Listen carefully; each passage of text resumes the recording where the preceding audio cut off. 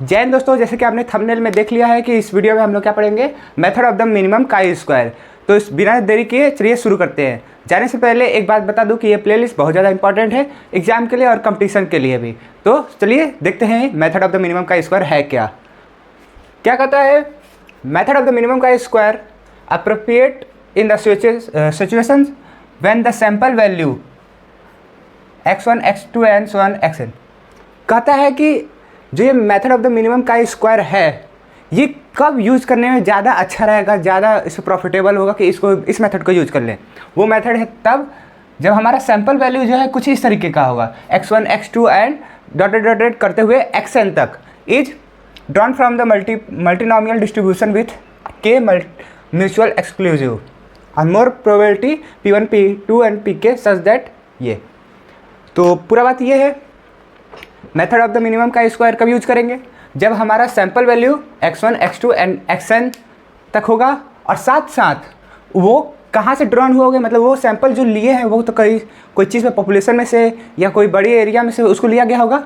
तो वो जो है हमारा मल्टीनोमियल डिस्ट्रीब्यूशन होगा। मल्टीनोमियल डिस्ट्रीब्यूशन क्या होता है, जिसका दो या दो से ज़्यादा आउटकम होता है तो उसको बोलते हैं मल्टीनोमियल डिस्ट्रीब्यूशन। साथ में उसका k जो होगा म्यूचुअल एक्सक्लूसिव होगा और उसका प्रोबेबिलिटी जो होगा इस सैंपल का p1 p2 एंड करते करते pk तक होगा।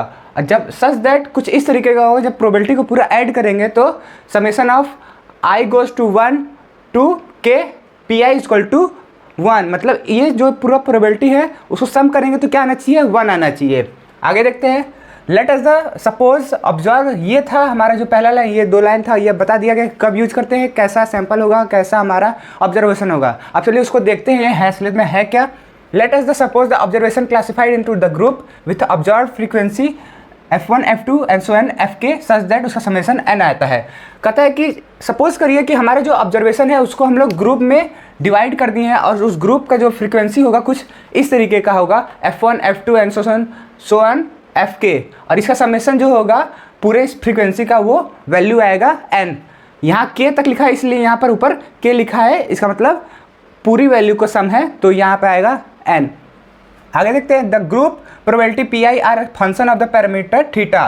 कहता है कि जो ग्रुप प्रोबेबिलिटी है जिसका नाम पी यहाँ पर है वो किसका फंक्शन है, पैरामीटर का फंक्शन है, जो कि पैरामीटर क्या है यहाँ पर है थीटा, और थीटा क्या है पूरा θ1 θ2 एंड सो ऑन थीटा के तक है। जो ग्रुप फंक्शन है मतलब ये ग्रुप प्रोबेबिलिटी था p1 pi वो कुछ इस तरीके का हो जाएगा।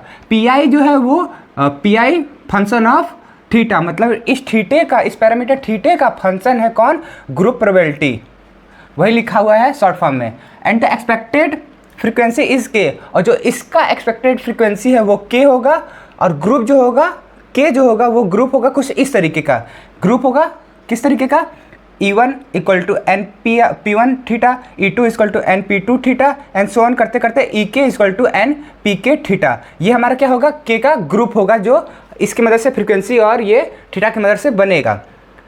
अब यहाँ पर देखिए पियर्सन, ये साइंटिस्ट का नाम है जिन्होंने ये खोजा था। Pearson propose chi square as the measure of the departure of the observation frequency from the expected frequency which is defined as. कहता है कि पियर्सन जो थे वो काई स्क्वायर मेजरमेंट को वो खोजे थे उनके डिपार्चर को, जब हमारा एक्सपेक्टेड फ्रीक्वेंसी से फ्रीक्वेंसी को लिया जाएगा तब ये जो है काई स्क्वायर जो होगा उसका वैल्यू बताएगा। और जो एक्सपेक्टेड फ्रीक्वेंसी होगा कुछ इस तरीके का होगा, chi square theta equal to summation of fi so करते हुए ei तक, ei ब्रैकेट में थीटा ये वाली वैल्यू, इसकी वैल्यू का होल स्क्वायर अपॉन में e। ये fi और ei क्या है, ये fi वही है जो यहाँ पर हम लोग लिए थे।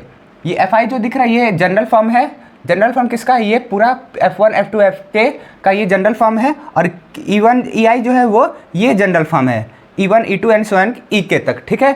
उसके बाद वेयर जहाँ पर summation of I1 to goes n fy equal to n, इसका मतलब पूरे फंक्शन का समेशन, पूरे फंक्शन का समेशन n की वैल्यू आएगी, जो वहाँ मैं बता चुका हूँ, यहाँ पर देख सकते हैं, ठीक है। और यही वैल्यू जो होगा समेशन ऑफ ei की वैल्यू होगा, मतलब इस साइड का सम करोगे तो भी n आएगा और फंक्शन को भी सम करोगे तो n आएगा। The method of the minimum का square consist in the obtaining theta from for which chi square is minimum। कहता है कि जो ये मेथड है मिनिमम का स्क्वायर वो जो है वो थीटा को लाने में मदद करता है, मतलब थीटा लाता है कब, जब हमारा का स्क्वायर जो होगा वो मिनिमम होगा। मिनिमम का स्क्वायर को अब चलिए मैथमेटिकली देखते हैं क्या है। Mathematically method of the minimum का square estimator are obtained by K simultaneous equation. मतलब कहता है कि जो हम मिनिमम का स्क्वायर पढ़े हैं उसको हम लोग मैथमेटिकली देखते हैं कितने के लिए, पूरे के वैल्यू के लिए।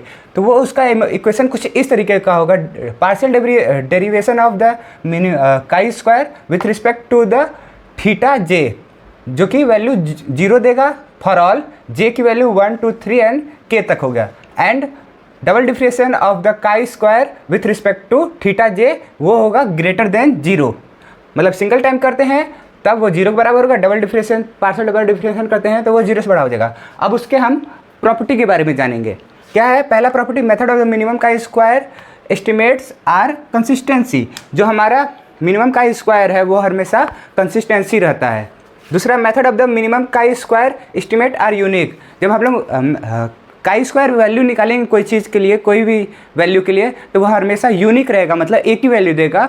अगर आप निकाले या हम निकाले या कोई तीसरा बंदा रहेगा, तो आंसर जो होगा वो सेम होगा, कभी भी अलग नहीं होगा। तीसरा पॉइंट है मेथड ऑफ द मिनिमम का square estimate are not necessarily unbiased. जरूरी नहीं है कि जो मेथड ऑफ द मिनिमम का स्क्वायर है वो हमेशा अनबायसनेस हो, जरूरी नहीं है, वो बायस भी हो सकता है। तो आज के वीडियो में हम लोग क्या पढ़े हैं, मेथड ऑफ द मिनिमम का स्क्वायर, और साथ में उसको मैथमेटिकली प्रोसेस भी देखें थोड़ा सा, और उसके प्रॉपर्टी को जाने हैं।